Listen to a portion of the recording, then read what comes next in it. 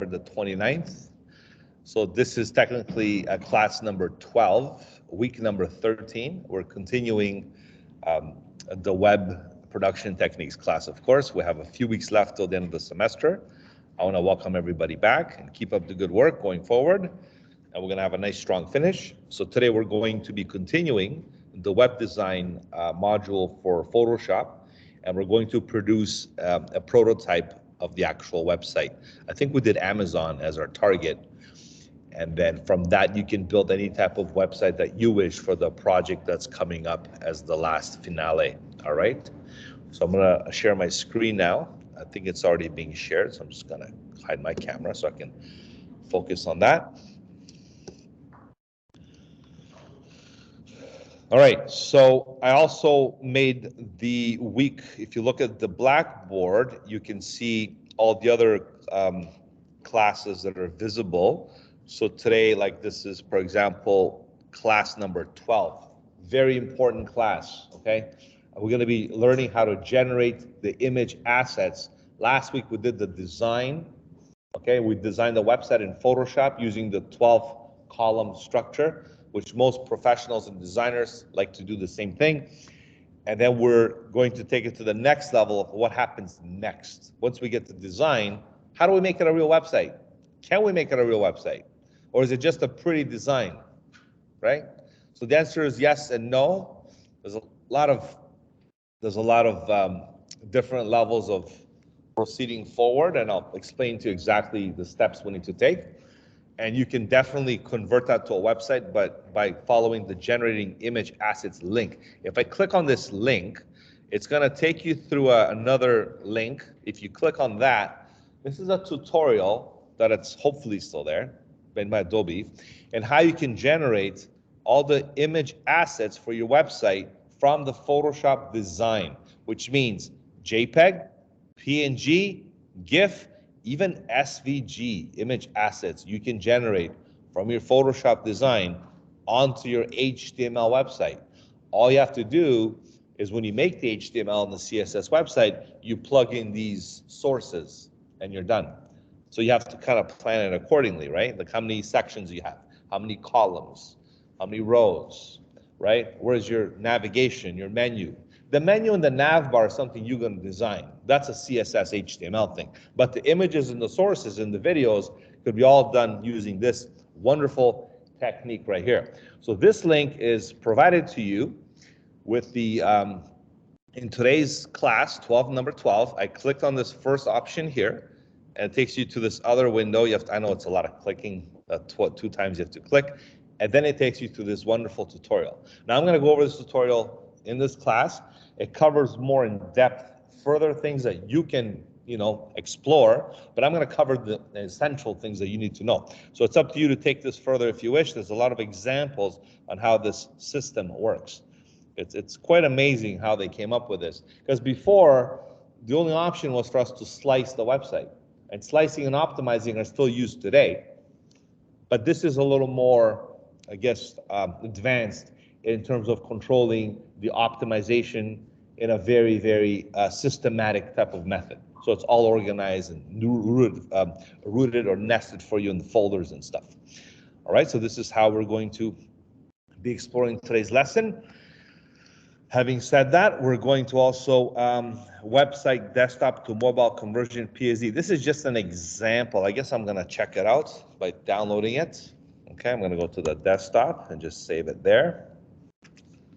And basic website homepage, PSD, let's see what this is all about. I think that's just another example. So you don't have to worry about these. That's just for me to show you. And this is just the link for you to know how to do this.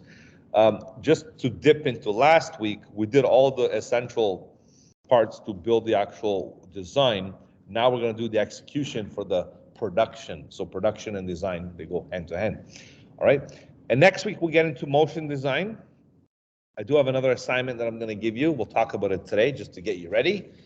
And you just have one assignment and one project left. That's it for my class, okay? 2 things. This one you can do next week. You can even do it in class. If you're here, I can help you. You can get this over with. It's due on December the 6th, so you have some time for this. And the last class will be just overall review and some other, formal things we're going to talk about in the class, okay? So that's the only thing that's left for us going forward, so you kind of get a good timeline of milestones of what's left. All right, let me just now go into the files that I downloaded. I want to see what I have. So this is an actual exercise we built in class. I'll use it as an example. We did the same thing. What's this other one here? Set design.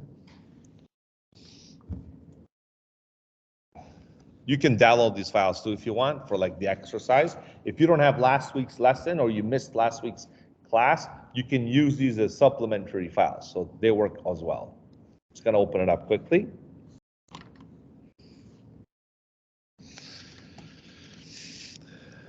And while I'm doing that, let me get into last week too. So yeah, this is the mobile version and the desktop version. So we took the website, we made two separate artboards. So we basically converted a desktop into a mobile version, okay? This way you have two different prototypes for the same website. So I'm gonna do the conversion as well to show you how that's done, all right?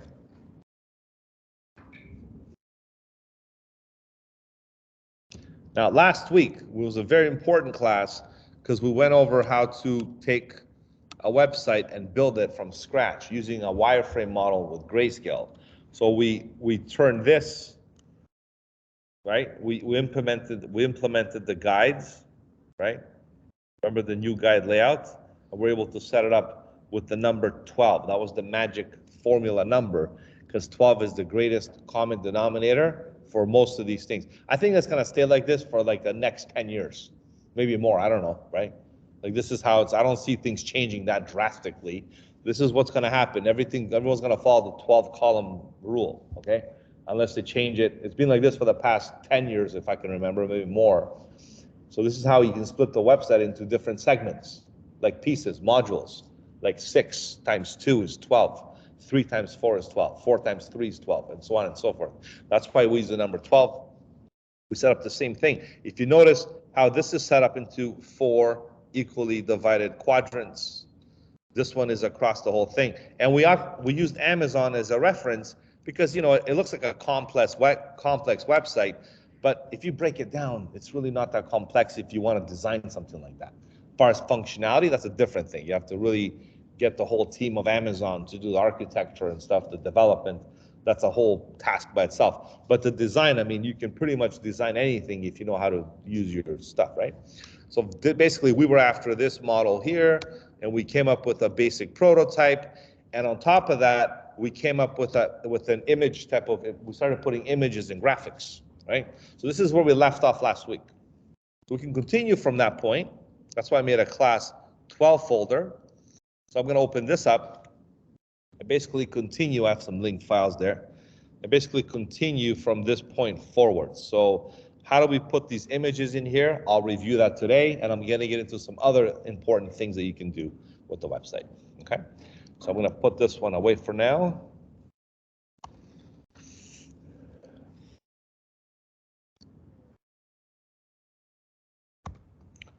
Check out the timeline. So these images, the way they were placed, once the blocks are in there, you can go and basically make sure first you have your main page set up, and you should have your web page set up into sections. So I do have like the featured products here. I have the header over here. The reason why I have it on top of another is because the overlap. I got the main section down here, and I got my footer down below. So everything is nicely organized in terms of the setup, right? And you can always extend this after more and more by simply going to the artboard. There's the main page. I can always extend the length more to add more content. It's very easy. It's like you're like basically designing a web page from a WYSIWYG perspective, right? All right. So what happens now is, let me just kind of do this. Whoops, reverts. I think I moved the background. Okay. So what happens now is basically, how do we put these images in here? This was AI. I think we used the generative fill. This is just text, so you can put lots of these text fields in here to make this work, okay? These images are placed inside these containers, like boxes. So like, let's call them the featured products, right? I'll demonstrate this again here. So the way this works is you have a rectangle that you make from this rectangle tool. So you can make lots of rectangles, other oval shapes too. Let me do an oval shape. Let me make this one here. This will be an oval shape instead of a rectangle. I can make it any shape I want. I can get the pen tool and draw something very specific. Let's just do an oval shape to make it nice and simple, right? So even, doesn't matter about them, even if it's a different shape, if it fits within this 12 column area, you can set it up like that, right? So regardless of the shape and the design, you can put any content in there. So if I want to put this image in here, there's two ways of doing it. You have the circle, and then you go to File, Place, Embedded. Always use embedded. And I'm going to go to my product images folder here. No, that's the wrong product images. Let's see here. We're going to go to the desktop and then the Humber folder. 23, class 11. I put the pictures in here from last class, image sources. And we'll just get this picture here, and I'll show you how that, so there's the image that we're going to place in this circle, okay? I think I used that one already, but whatever. So how do you get this picture inside that circle? Well, first you place it on top. The picture is here, the circle's underneath. So you put the picture on top of the circle, and you can either go right-click, create a clipping mask, okay? Or you can go up here, layer, create a clipping mask. Or my favorite is to hold Option or Alt on a PC and click between the two layers and make it a clipping mask. And then you have the image, and look what else you can do. You can still control the picture inside. Or grab the circle and move the circle around. Well, sometimes you gotta select both. You can move both around. Be careful, I selected the wrong two. These two, you can move them around like this if you want, right? So you have a lot of control. It's all about control. I can also do Command T and make the picture smaller. Just select the picture so I can control the picture dimensions inside the box, right? See, I can control the picture inside just by selecting only the picture. Okay, now, option number two. Option number two, 3 years ago, maybe 4, Photoshop came up with a new tool called the frame tool. It's right here, the frame tool. Even gives you a little tutorial on how it works. The frame tool has two options, circle or rectangle. So you can do a round or a rectangular shape. I'll use the round shape again. So I'll use the circle tool. I'm going to do another shape, right? So it's going to be placed there like that, right? Picture the frame tool like the same thing I did earlier, but it's specifically made for images to go inside, whereas the shape could be used for design. This is strictly for you to put something in there, like it's meant to be that way, right? So that's why it has a different split. Whereas the other way it was up and down. Remember, I had to put the picture in the box. This one, as soon as you put the picture's gonna go here. So it's a different implementation, but it does the same thing. So I like this better because it's new and it works really well. So if I go to my folder now and I select an image,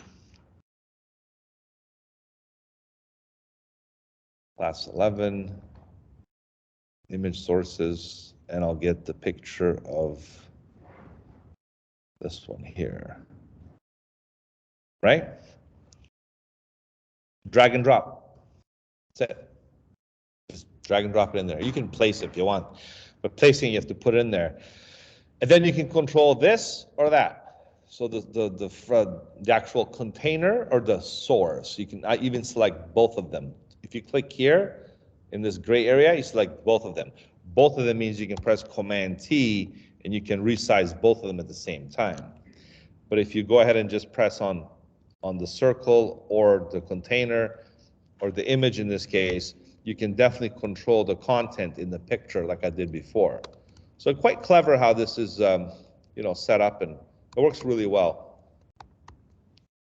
Right? And if you deselect it, you won't see the actual guides and stuff. All right? So the option's yours. You can use this method or the rectangle method. So let's do both now. I'm going to do this one here, this one on the left. So I have there, I drew a basic rectangle shape like that one. Doesn't even matter what color it is, but I'm using grayscale. So there's a very simplified way of producing this. So once you select the rectangle, File, Place Embedded. Let's grab another image here. This one. So the image is a lot bigger, so I'm just going to resize it. As long as it's bigger than the container, it should fit nicely. So it's like a clipping, right? So I put the picture there, I press Enter, I go to my my layers, I can make sure this is on top of that, directly on top. You see how this one's on top of that one? Only then you hold Option and you click between the two. You flip it inside. And then you can go to the picture basically and move it around and resize it and position it properly. It's a nice, you can even hit Command T and you can resize the picture, right?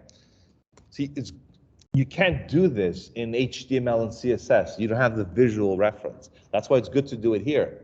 Because once you do it here, then we export these assets as JPEGs or PNG files, and you put them inside the HTML as they are. So everything is perfectly sized, measured, planned, executed. All right, so let's do another example here with this one. I'll delete it because I'm going to use the frame tool, the same one I did earlier. This time I'll use the other tool to show you how they're both similar. So here we go, right? And the difference between this method is it's a drag and drop. So drag and drop, here we go, like that. Even does like an auto fit, I think, as well. It fits it like the best way it sees it fit. So you can kind of do this, right? This is too repetitive. So how do I change this picture? So there's the picture here. I can simply drag another image. Maybe I'll drag this one here, right? You can also do drag and drop like that. See, it doesn't work drag and drop this way. If you drag and drop that way, it will go in there and it will put it on top of this one. So what you do now is you have to resize it, position it, press Enter, and replace these two. It's a little harder, but you can do it. Or you can just kind of go Option click, right? And just get rid of this one. You can just hit delete. So it just took over that image if you want to replace images at any time. It's quite simple, right? So then you have different options and stuff, all right? Now don't forget the text. You can put little text fields, just like you do on a normal website. You can put labels and tags, and you can put the headers, subheaders, subtitles, description, meta tags, all that stuff goes into the HTML. This is just a visual reference for you to expand on the design, because then you can put your own content and stuff.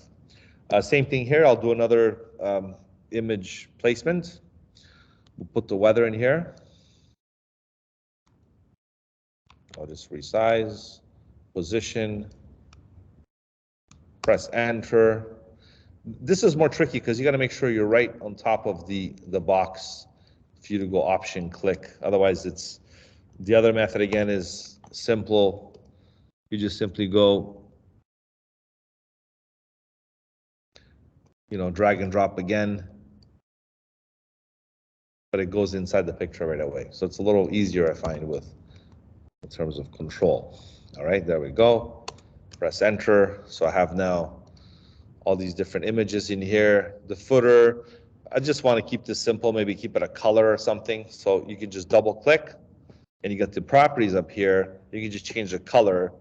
And if you don't like these colors, like CMYK and grayscale and RGB, you can always use the color picker and move your picker here and pick this color, this yellow maybe, right?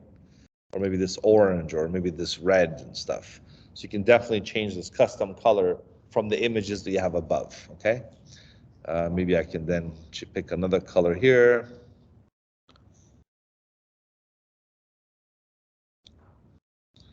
Right, okay, so this could be like the header. Once the website's done, the whole design, you have, let's put some content in here because it's all images. Let's get rid of this picture here. Just gonna hit delete. I'm gonna put a text box here, okay? Because that's what's gonna happen on a website. You're gonna have contents. Otherwise, Google's not gonna do a good SEO job as well. With no content, it's harder to find these things. So we're gonna draw a normal text box right here. Just a text box. And you put your content in there. You can put your header, you can put your, the paragraph tags, all the things you need. I'm just gonna keep this simple now. I'm gonna clear default. Default means you open up the character palette or the character palette or the paragraph palette, and what you do is you go to reset character. It's the quickest way to just do like a reset. So it's basics, right? And then I can go increase the size, Command Shift. I can do copy and paste, just put some content until you have real content. And you can put some real stuff in there. I'm gonna make sure this is maybe 24 points because it looks smaller now.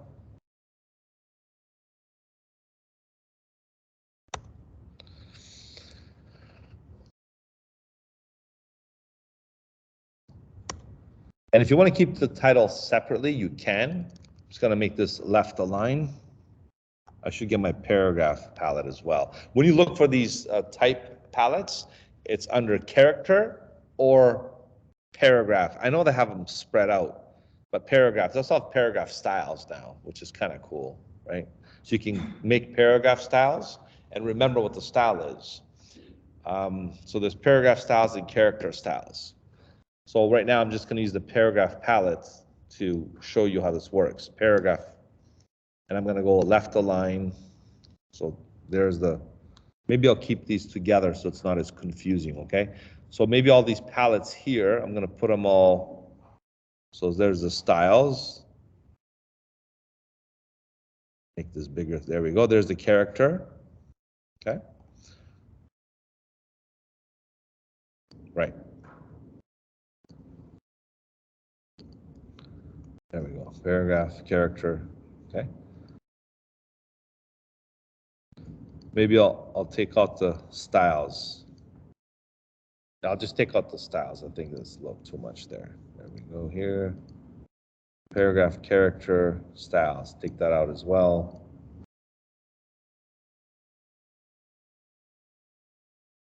There we go. Okay.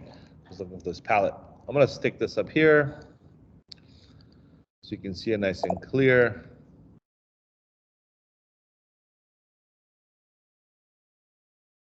There we go. All right.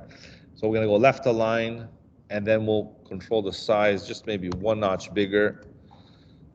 I would suggest you keep this as a separate box, because you might have like a call to action, like a button. You might have like a heading on top. So you can definitely dress this up anyway in here. What's good about this is, let me just put this over.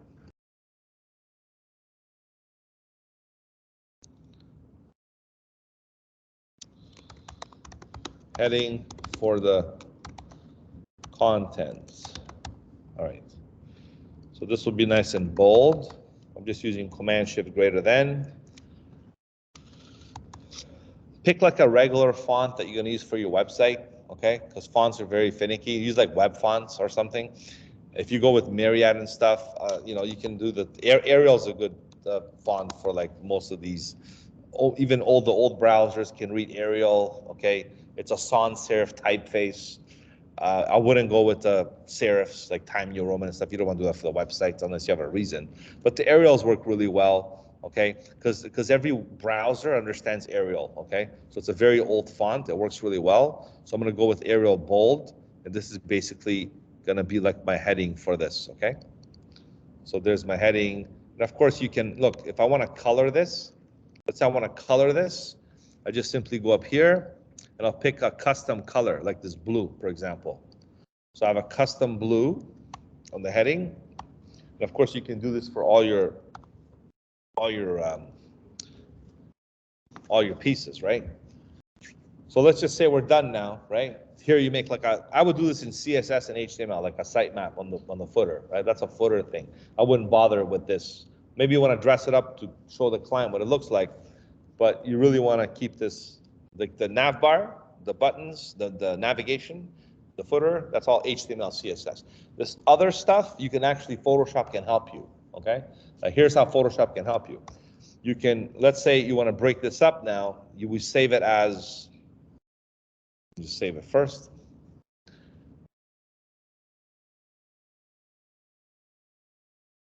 I call it website template high fidelity website. That's good.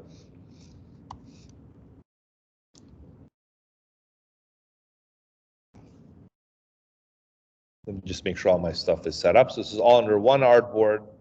We have the top section. We had some things that we included there with the hero banner, maybe promoting some kind of advertisement. We have the featured products, which is part of the header, I guess. The header is on top here. This is on top, so it'll be labeled on top. Then we'll have the main section here and the footer over here. You can do whatever you want, whatever way structure makes sense for you. So what happens next? So if I was teaching you this class 10 years ago, I would resort to slicing, because slicing is still used today. It's not as good as the new stuff that they came up with. So we would literally go open up the guides, and we would go to this tool. It's under the crop tool. It's called the slice tool, okay? So don't do this, but if it helps you with something in the future and you want to do it, go ahead. Like you can do this, it's an older method, but it works. I still see people use it today, basically. And there's nothing wrong with it. The problem is with this, it won't give you a responsive website, okay? It'll just give you like a browser website, like a desktop version. But it works well in terms of cutting up the pieces and saving them as images, which is in theory what we're doing anyways. So I'm going to go ahead and make this into one big slice. Simply drag and drop the mouse, slice. And this became number 2. Reason is because the one before it is number 1. This is number 2. Basically, if I make a slice here, it becomes 2, 3, 4, 5. It's like cutting through with a knife. It gives you the remainder pieces. Blue is active, gray is inactive. Blue is you make, gray is what's left over. Leftover slices, like having a pizza party. If you guys all eat, let's say we have pizza, and there's 3 slices left, those are the leftover slices. We eat the rest of the slices. So same thing here. So you got to be careful when you slice. Try not to overlap, okay? Basically, you're going to do this. I'm going to go make this a little bigger. Here's another slice right from the corner here. Sometimes if you can't catch it, you can go from the bottom and I can slice this whole piece like that. Slice number 4, right? I'm going to cut all these images separately as well. So we can go slice number 4. This is number 5, 6, 7, 8. Also, when you slice, they recommend that you turn on snap to layers, guides, slices. So this way you don't make errors when you do it. So make sure these are on. By default, they should be on. If they're not, you can always control that from the view snap to option. Snap means that it sticks to it, right? So now let me do this one here. So right there in the corner, and this one here, I slice it. I slice this image over here as well. And I slice the text box. Be careful because the text box, look, the text box, look, I made a mistake. It's flowing out from the guides. Not a good idea. So I'm going to press undo, press the emergency button, alert, alert. Go over here, right? Click on this one. Actually, just, this one is good. I'm just going to move it over a bit. Right.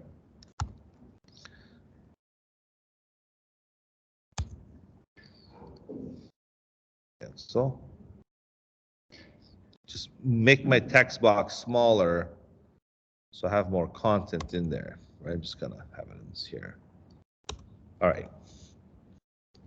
And yeah, if I want to control the justification and the spacing, I could use force justify, this option here. It pushes my text more that way, so it's a little more fitted, okay?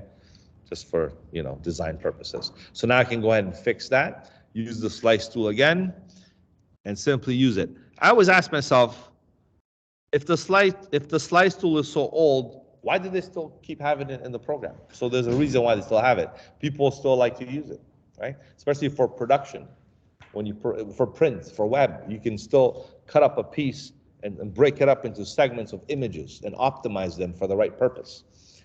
So I think this is okay now. I'm just gonna again double click on this type layer. Maybe I'll just do this. I'll just squish it over here like that, just to keep it within. All right.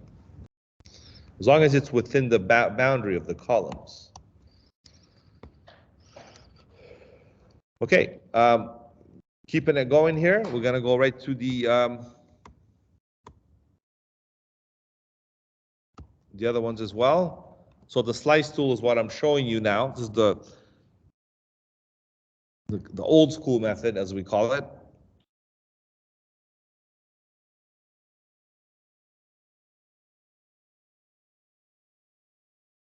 Right? So 21, 22 is the gutter, 23 is the next image, 24 should be the gutter too. So I'm gonna just adjust the slice that way.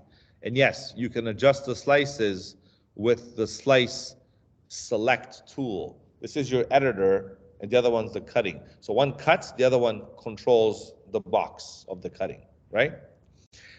This image did surpass the limit again. I made a mistake here, so I'm gonna go ahead and just transform the picture that way, okay, just to keep it within the right slice. All right, and then this becomes slice number 25.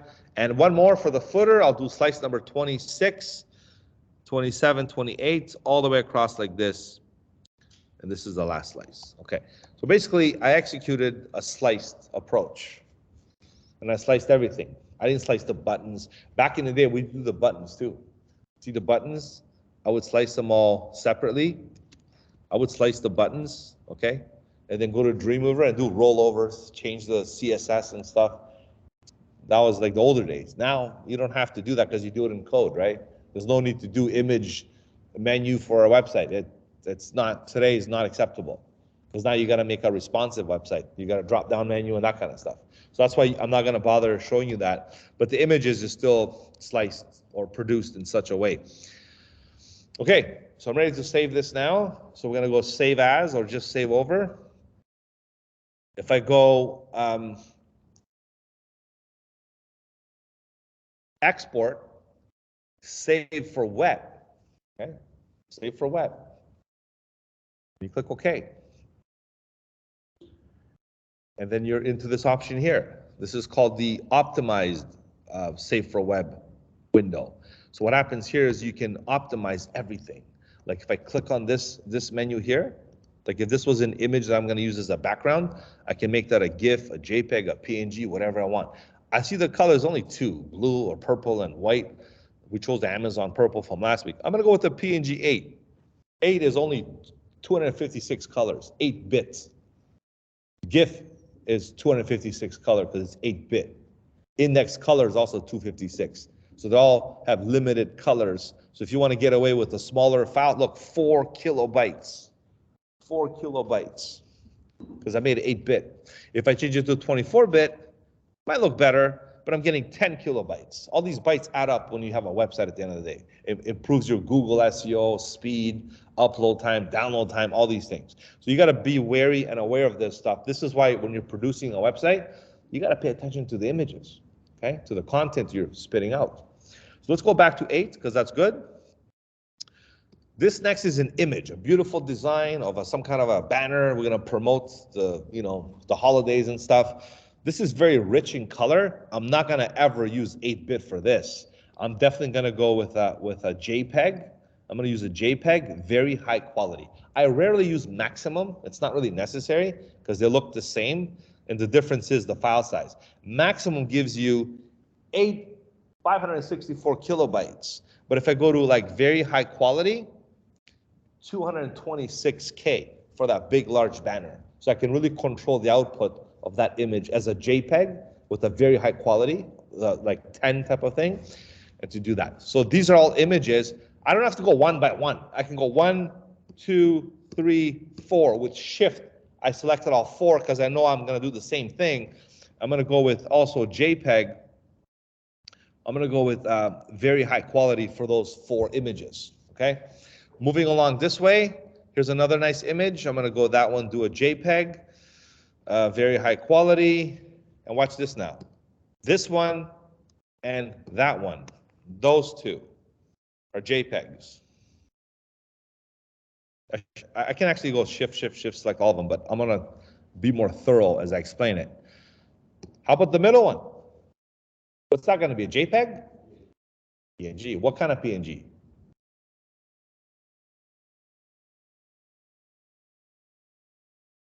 Very good. 24, right? PNG 24 is the best one. Screen captures by default are PNGs on a Mac. So if I select this one, PNG 24, no questions about it. It gives me a nice round because it's transparent. That's why I did that, to show you the difference. So I have a round box there, and it's going to give me a transparency. Transparency is on. PNG is the only one that supports transparency, and GIF, but GIF's not the good quality one. And GIF we'll use it next week for animation. But JPEG doesn't do transparency. It just mats the color, that's it. That's why when you do PNG, use it for graphics, buttons, logos. Now you got SVG for logos. A lot of people use that one. And JPEGs for photography, photographic images. That's the only way I can explain it in a simple term. And that's why I use my own judgment. This is the footer, so I'll just do I'll do a GIF, okay? Why not? Just a GIF. Just to mix up the formats a bit. There's only a few. There's GIF, JPEG, PNG. And this is the web bitmap format that I don't never use really, unless you have a good excuse or an older one that we used to use. Okay, so what happens now is we hit the save button. No, look, you can even do a 2-up, okay? Or you can do a 4-up. Why is there 2-up and 4-up? Because you can try different image formats to compare the size and the quality. So if I don't go as far as 4-up, but 2-up would be a good example because this is the original and this is what we came up with. So you can control and see, is it worth it me sacrificing this JPEG? Because if I go low quality, is it worth it? Right? Oh, the GIF even worse. Yeah, GIF, look. Not bad, actually. GIF looks cleaner, right? GIF looks cleaner because there's less colors. It dithers it better. So you can see how, but GIF gives me 14 megabytes. 14 megs. No way, right? I'd rather go with the JPEG, you know, JPEG, even medium quality, high quality, or very high quality to give me that one, right? Pretty similar.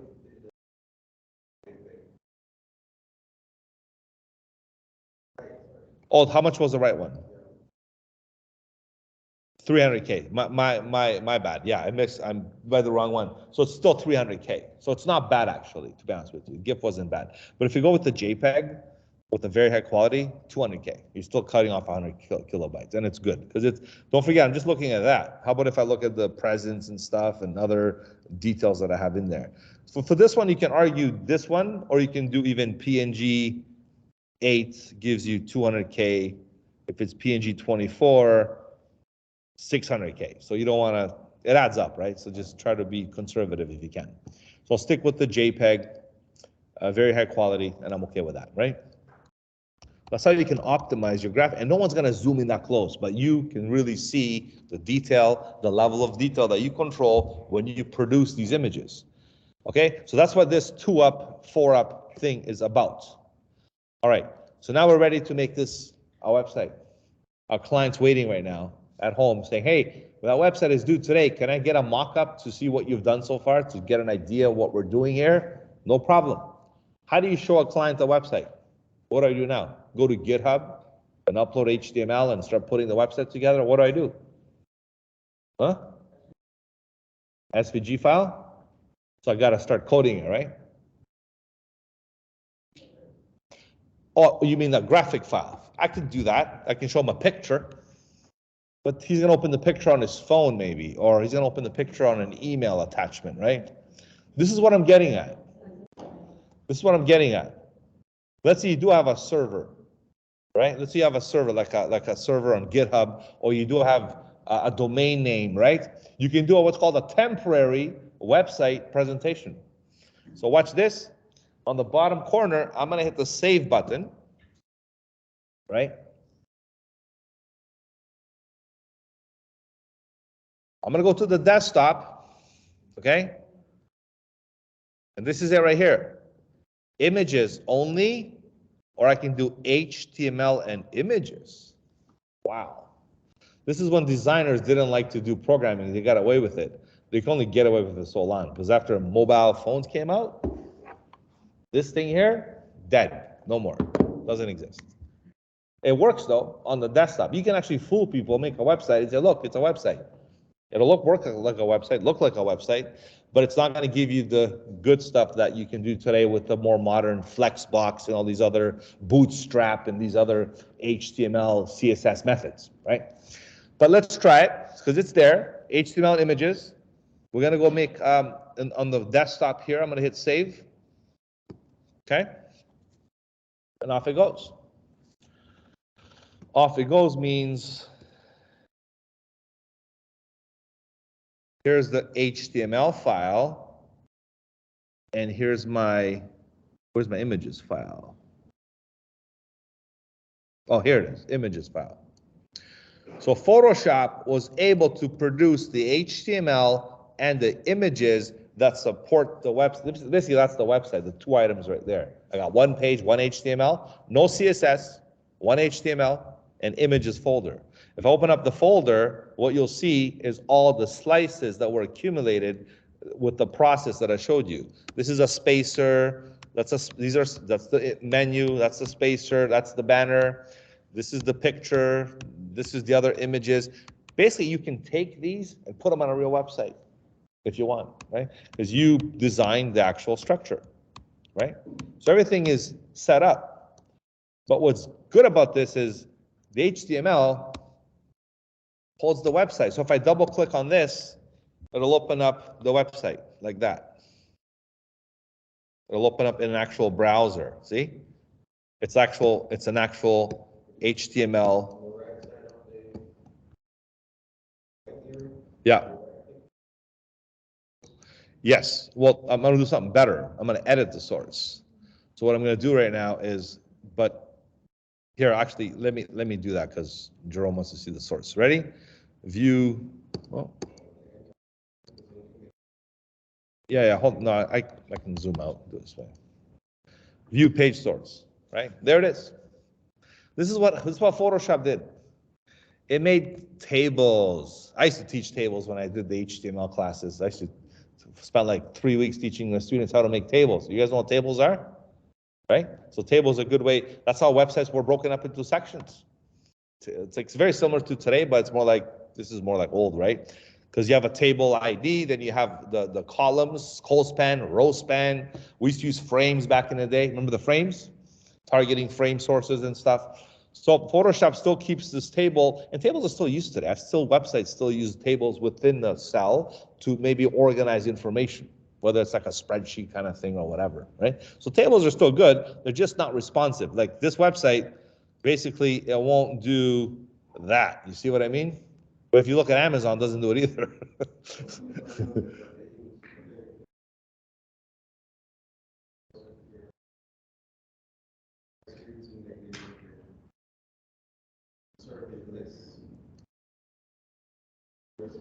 Right?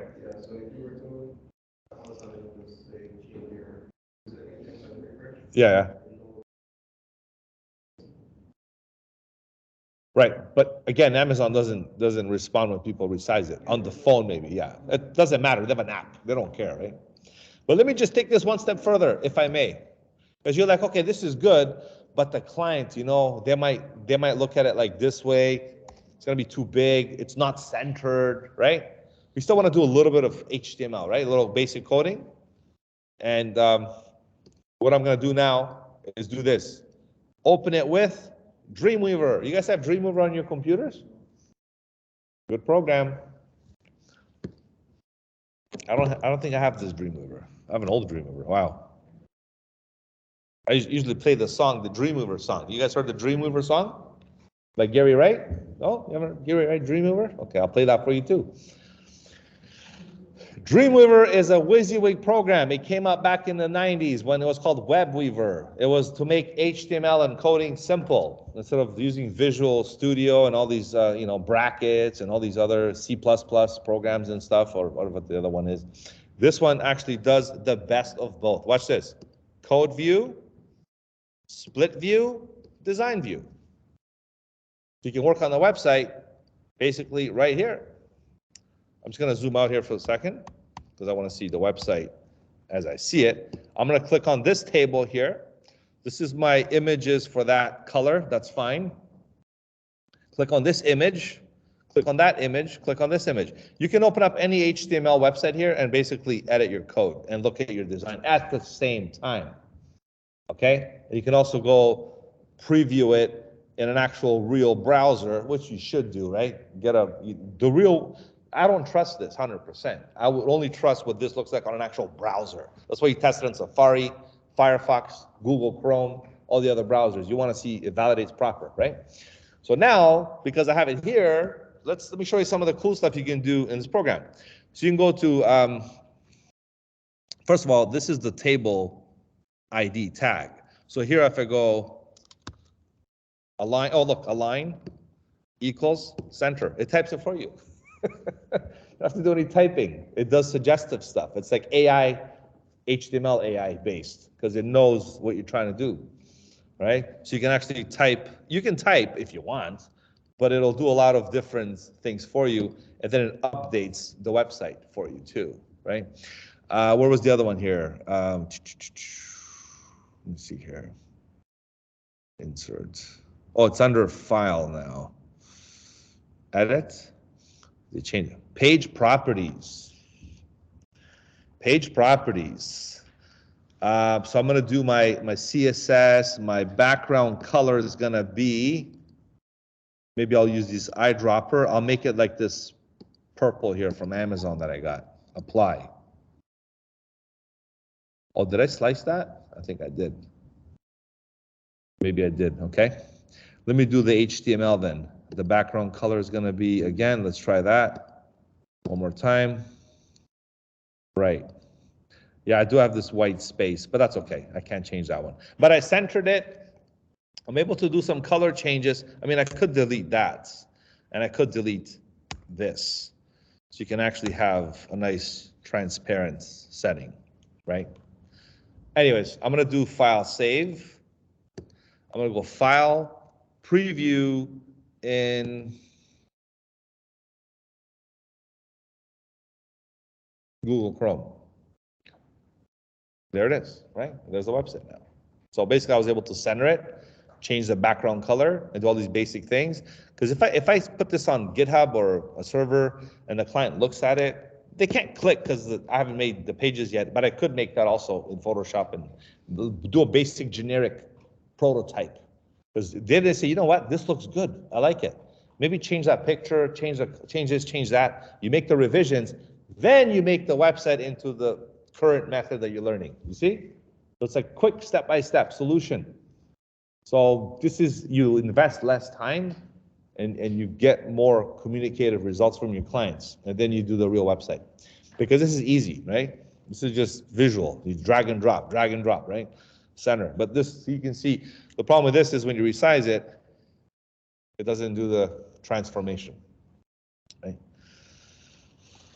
So this is good for that perspective, right? Now, this is what you should do. So this is good for you to know. This is for you, for knowledge for you guys, right? For the project that you're doing for me, you don't have to do this. You're not. You're going to do this instead. What you're going to do is you're going to generate image assets. And image assets don't require slices. So I'm just going to save this as a sliced version. I'm going to call it with slices. I'll just have 2 versions saved. And I'll just go and save as the other one. That's no slices. Oh, this one's no slices. Because I have 2 versions saved for the 2 examples, I'm going to go to View, Clear Slices, because you can't have slices, you can't have both. So no slices, okay? This is now required, no slices. This is better because for you what you're doing right now, because what this does now, I don't need the guides anymore, right? Because what you can do here now is just pretty much incredible. So you go to, let's say, this image, right? This image right here. This image is, oops. I think I locked the header by accident. There we go. So that's the whole header. So this whole image here requires to be the entire header. If I want to save this as the entire header, the way you see it, maybe perhaps I want to save this background image, because then you can put, like, shopping is back, you're going to put that in code, right? You're going to put that as a CSS element. So this will be just saved by itself. And this is the nice gradient that captures it. So this is inside. So these 2, I want to export them to my website as a graphic file. So if I want to do that, in that case,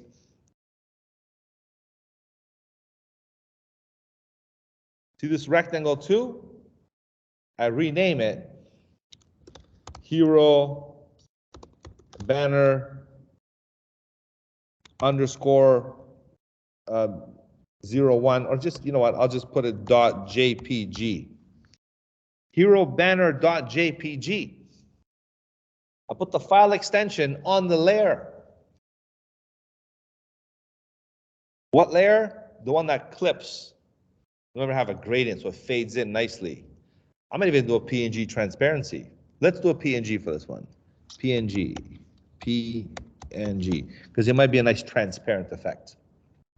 Okay, done. Let's go to this image. This image resides in this rectangle. So I can either do it here or there. I prefer to use the rectangle that's clipped into. Remember the item. So this rectangle 1 becomes image 01.jpg. I'm going to make this, I'm going to copy and paste so I don't have to do this 10 more times. This other image, there's the rectangle. This is image 02.jpg. This is the 3rd image, right? This one is clipped in this side. This lives inside that rectangle. So it's the rectangle you want to go and clip image 3.jpg.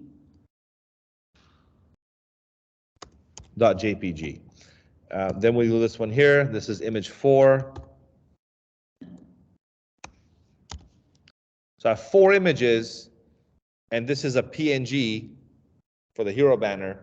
The 4 images in the rows. Now I'm going to get this image over here. This is another JPEG. So you simply click, make sure auto select layer is enabled.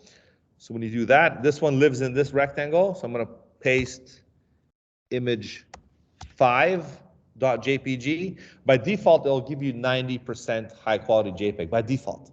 You don't have to put, because if you look at the link I gave you, if I put JPG 50, means JPEG 50% quality. So you can control variables like that. If you put GIF 150, it'll give you 150 colors. But see, by default, you don't have to get that specific. You can just JPG, PNG, GIF. It works. But if you want to get more specific, you can. I gave you that link. Look at the instructions, and you can control sizing. You can put 200%. It'll give you double the size of the picture when you control it, okay? So that's how you can control this in programming the variables for the image names, okay? So let's keep going here.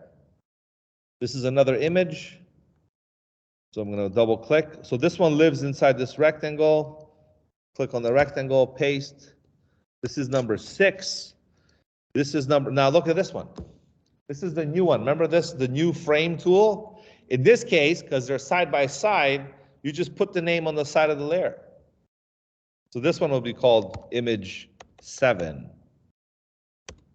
.jpg, right? The circle, what's this one going to be? What's this one? What's this one going to be? This one's a PNG because it's round. Remember, we want a transparent, so it's going to be PNG. PNG. This one here. So image 8, image 08. Make sure you don't put spaces. You put underscore. Put the proper nomenclature that they want. Okay. And this is the. Well, I can put the. If this is an image or graphic, I can also make the footer. What's this? I can make it a SVG. Or a GIF. I can put any format I want. I'll make this SVG because it's a image bar or something.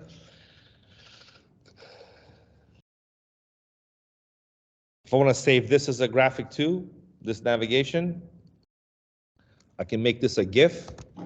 Okay.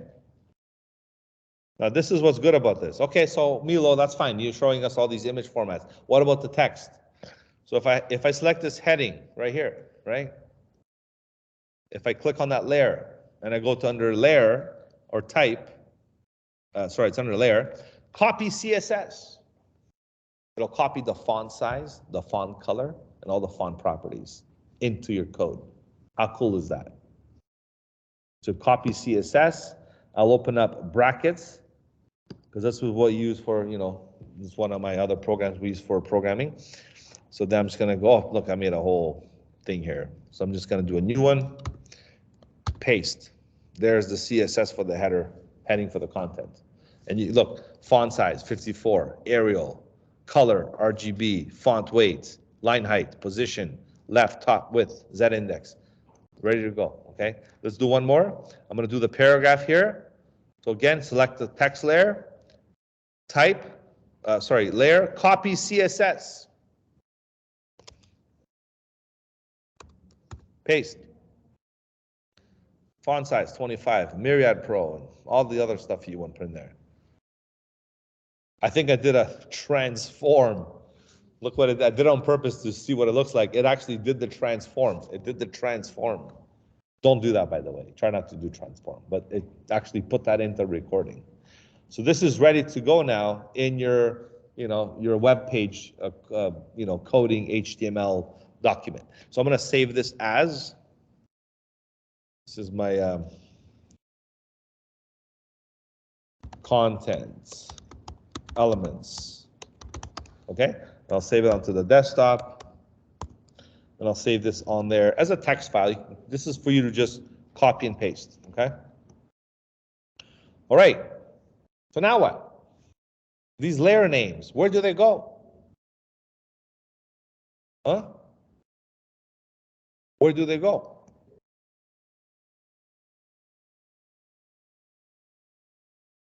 Sorry, I can't hear you. Where? It's already saved though, right? But Jerome's right, but it's not done yet. You have to activate the switch. You have to tell it to do it. So how do you tell it to do it? Is you go here, file, generate, image assets, you turn it on like this. You turn it on and it's done. Now it's going to make a folder with all these images inside. All you have to do is name the layers accordingly with the extension. And again, I have a tutorial for this. Everything I'm showing you here, a lot of the, nitty gritty is under generating image under today's class 12. So if you click on this link, it'll talk to you about everything that I'm showing you in this tutorial, okay? So you can read step by step how this stuff works. And it gets into more detailed execution examples, okay? So you can look into this to see. So what I showed you basically is that and more, okay? So now let's see how this is converted. Where's that folder now? Oh, it's right in the same location where I saved it. So if I go back to my Humber folder here, 23, web production, class 12, there it is. So it's in the same folder as the Photoshop file where it resides. So if the Photoshop file is here, the stuff I just made is over here. So let's see what we got. We got the footer. That's the SVG. Let's get the banner with the fade and everything. You can put that right in your website. There's the other picture. There's the other picture. There's the other picture. All the images are there, right? There's all the images. This is the PNG, transparent. And there's the rectangle. So everything is ready to go for the website. You have to do the HTML though. The other one, Photoshop did it, but that's no good. Tables, really? That's like 20 years ago, right? 20 years ago we used tables, maybe more. 1999, right? CSS came out, version 2, I remember, right? Google was just coming up from Yahoo. The same guys, they made their own Google, and it was Yahoo before, Yahoo. That was the main search engine in the 90s, right? Netscape had their own browser. That was the main one. When Windows Explorer was just coming out. Chrome didn't exist. None of these things existed after these things came about. So, you know, it's interesting how you see things progress, and we're here now, and this is just another way to make a website, really. Who knows, in 10 years, there'll be probably other things we can do. You know, what kind of smartphones we're gonna have, maybe holograms, who the heck knows, right? Virtual reality stuff, right? This is how we're going. So we have to just, you know, keep up with the times and go with whatever we're given. All the tools, you make it happen. Yeah, so that's how you can produce these assets for your website. You can do slicing, or you can do the last one I showed you is more legitimate for you. But the slicing is not bad if you want to quickly do a mock-up for a client. There's nothing wrong with this. You can let Photoshop do the HTML for you and everything, see? You know, so if you want to use this for your own purpose, go ahead. But for me, I want you, the requirement is for you, because if you look at the requirements for this project, I was very specific. So where's the main projects, right? So the webpage design prototype project that you're doing for this class is your last project here, okay? You're gonna make a one-page responsive scrolling website of your choice, desktops, right?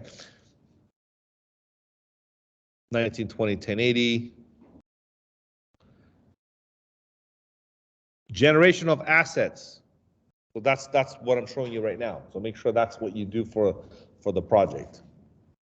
A Photoshop format, so I can see what you did. Mobile conversion size. So that's something I'll show you next. How to make this a mobile size. We can do tablet, but honestly, I just want you to do one or the other to show me that you can do both. I'm okay. I don't want to make you do 3, okay? You can do tablet if you want, but I think mobile is more, I mean, who uses tablets? Do you guys use tablets? Maybe people at Canadian Tire trying to hook you up with Rogers or something. They use tablets a lot. Trying to sign you up with a credit card. I'm kidding. I use tablet at home when I watch my YouTube. I go to sleep sometimes. I have a tablet for that. I use tablets, but I don't. It's not my go-to. My go-to is my phone and my computer, because we're always using computers. So those are the 2 I chose: mobile and desktop.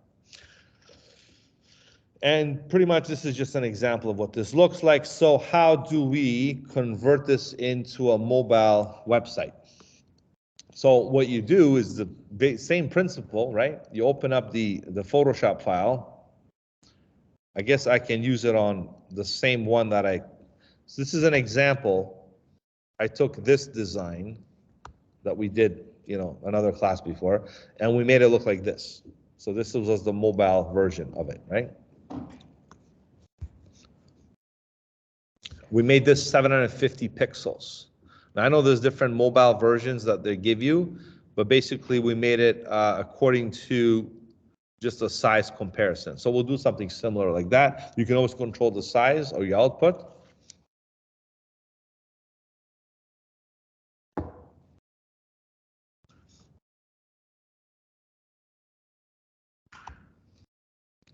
So I'm gonna go to this file here, right? This is one artboard already. This whole artboard is done. You could duplicate the artboard and make a new one, or you can actually copy and paste elements to the other one. It's up to you how you approach this. To make a new one, you just click on the plus button and you make a new artboard. You can go make one here, make another one over here, keep making artboards, right? and just copy and paste different pages. But artboards are blank if you do that. If you do this instead,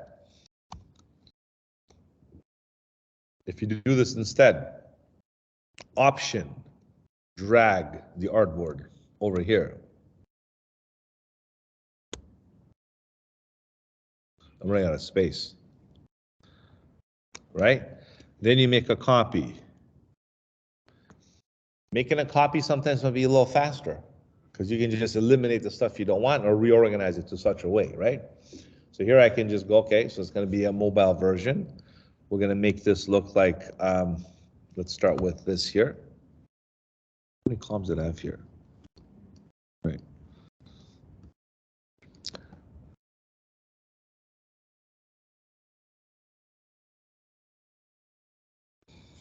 So we'll make it longer. Well, obviously, am I hearing a cat over there? I heard a cat. You guys hear a cat meowing? Never mind.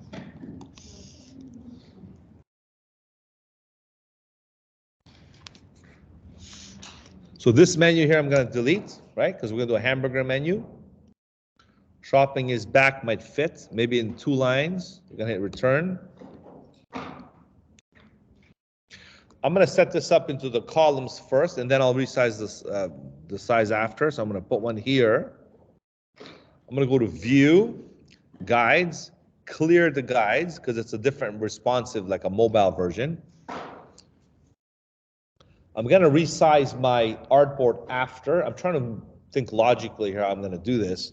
So I would go to, this is the mobile version.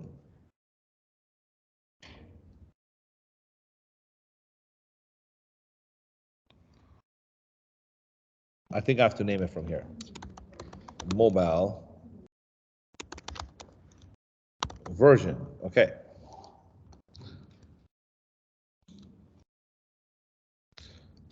Now watch what I'm going to do. I'm going to go to View,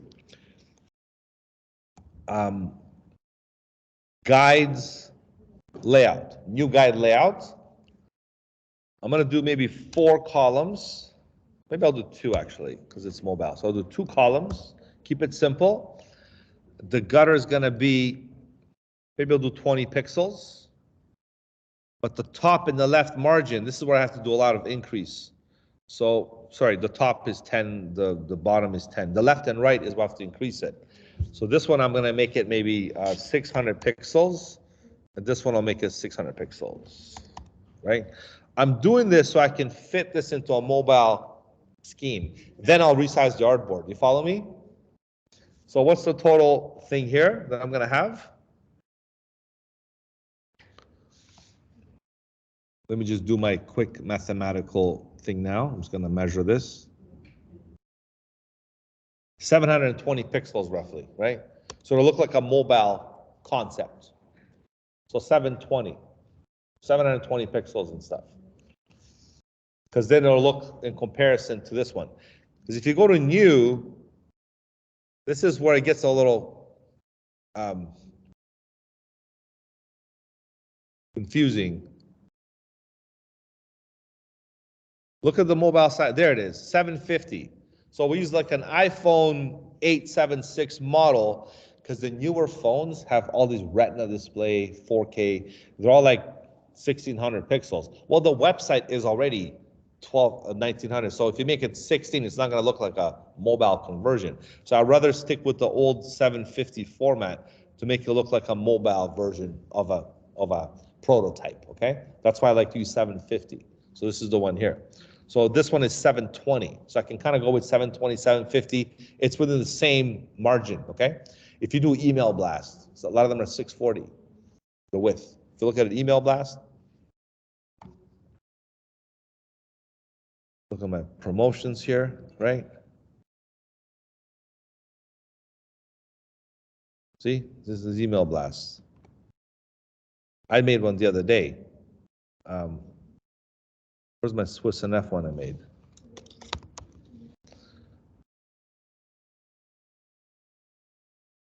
See, this one I did yesterday, it was only, they're all standard. They're all like this size. This is like 640. That's what this is, right? 640 pixels, right? So that's how these email blasts are. They're all kind of limited to that amount. So 720. Now the whole point is for me to make this fit in here. So I'm going to go and hit Command T, resize this. I'll use both.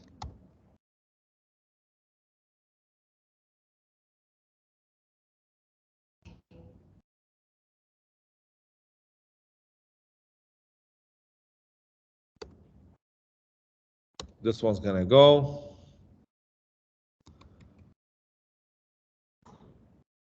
Shopping is back. All right, it's fine.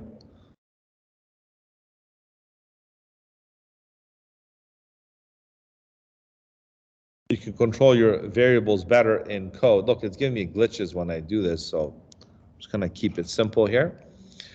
I got 2 columns instead of 4 because it's a mobile version.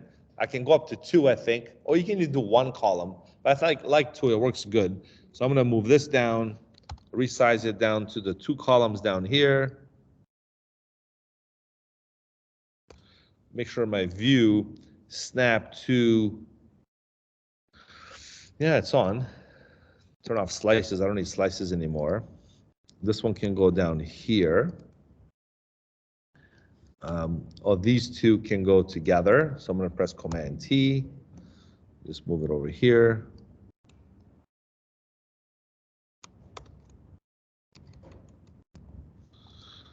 And resize them accordingly.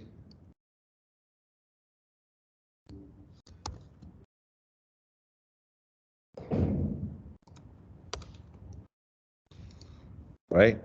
This one here again needs a little resizing.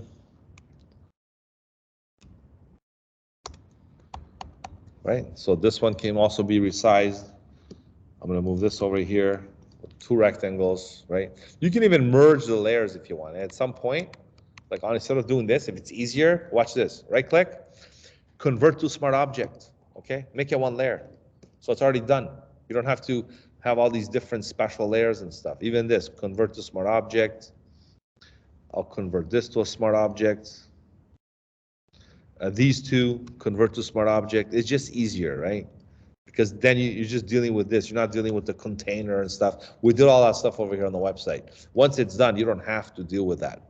This will be the heading. This will be the paragraph. Maybe I'll double click on this and make it a little more fitted. Right? You can control this any way you want. Same thing with this. Just gonna resize it. Right? You get the idea, right? I'm just gonna delete these 2 because then I'll make like 4 and stuff. Sometimes you can control what you want people to see on the mobile website better than the desktop. So I'm just gonna right click, convert to smart object. Same thing with these. All right, and yeah, maybe these can also be convert to smart object. So some editing you have to do, but no less, than, look, it literally took me less than 10, 15 minutes to do this. I'm not saying you should do the same, not trying to compare, but even if it takes you an hour, you can do a good job. Convert desktop into a mobile version, right? So let me just quickly set this one up here. Oops. This one here as well.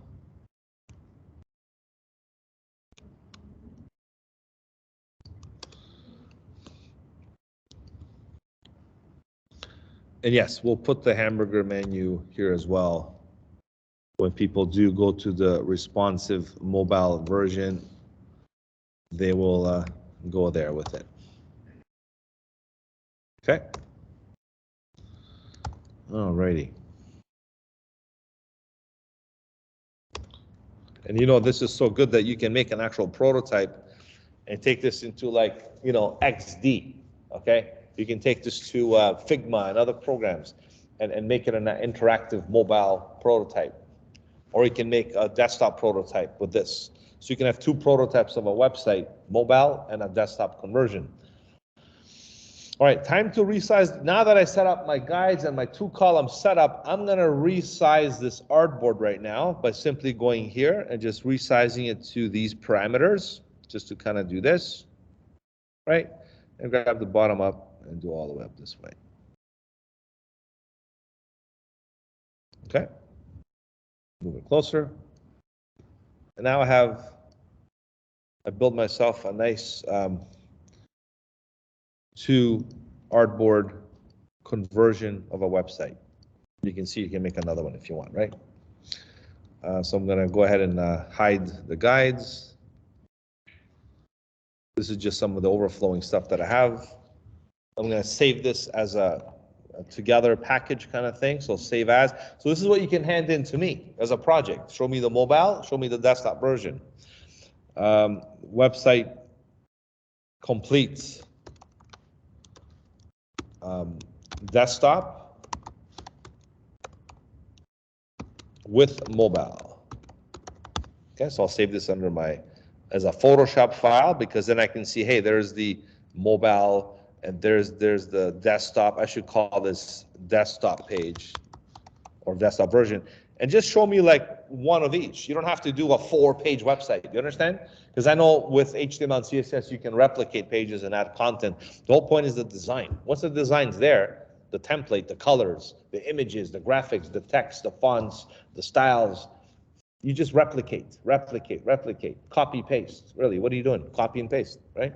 You just create more, 2 more columns, 2 more sections or whatever. Change the picture, put a video, put an image. All right, so I'm gonna hit save, and this is pretty much how this might look like when it's all said and done, right? And yeah, you can then, if you want to make the mobile version, you can export these images the same way for the mobile. Just put the extension, right? Put the extension of these images, and you're gonna have the mobile image assets export. So you can just resize it to those ones, right? So that's a good way you can do this with. Another thing you can do, and I just need the image assets for the desktop. If you want to do both image assets, that's fine. But if this one's done already, then that's also okay. This was in the container. Because they're going to be relatively the same, it's just rearranged differently. Now here's what's beautiful about this. Once you save it, right, you could go to, and here's another example that we did before.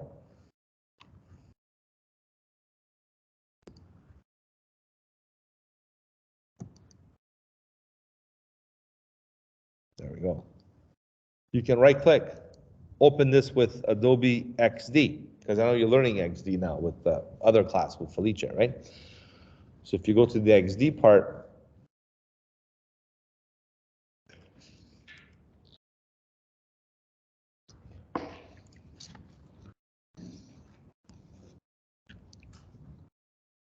and because Adobe makes both programs, you can literally come in here and make your prototypes. Look at this, everything is good to go, ready to, you can edit, scale, you can do lots of different things here, right? So all this stuff is all good to go in XD, okay? So you can make a prototype if you want. Make a prototype and show the client what the prototype looks like. And let's say I want to save this on my phone right now. Let's just do, actually, you know what? I'll do this. I'll delete the desktop version and I'll save this as my mobile version.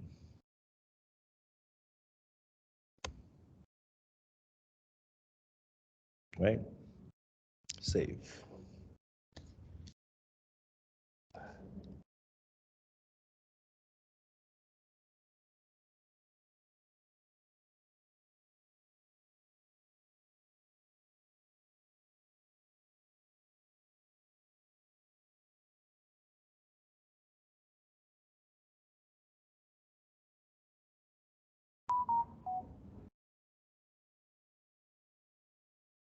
Just give me a second. I'm trying to load on my phone.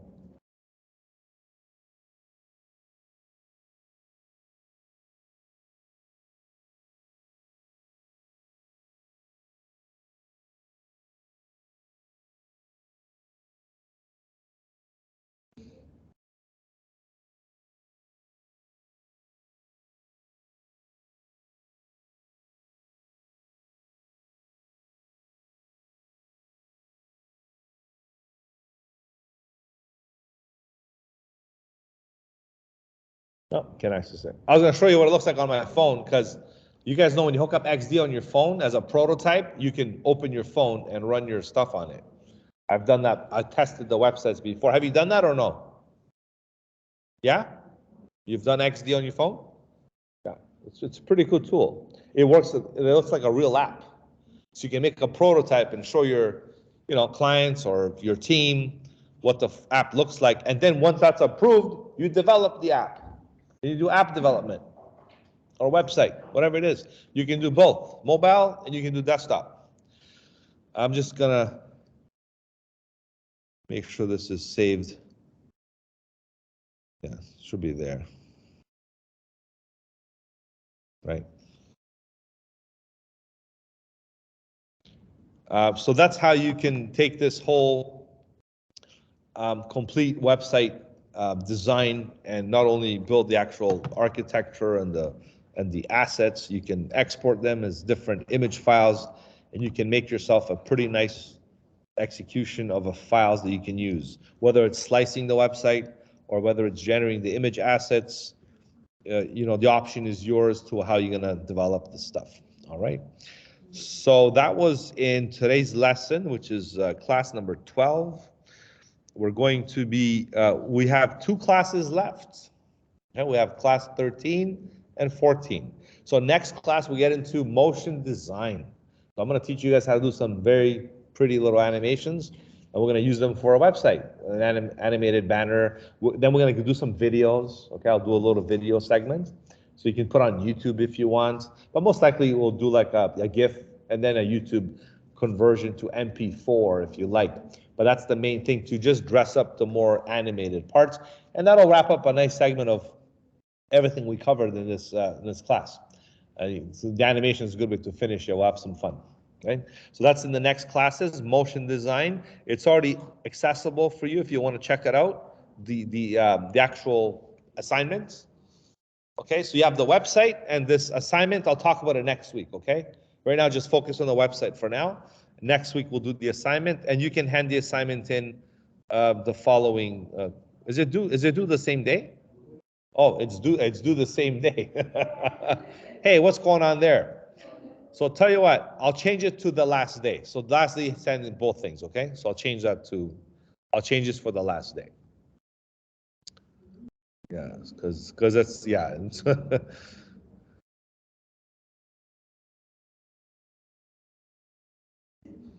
So let's do like 13th, yeah. All right.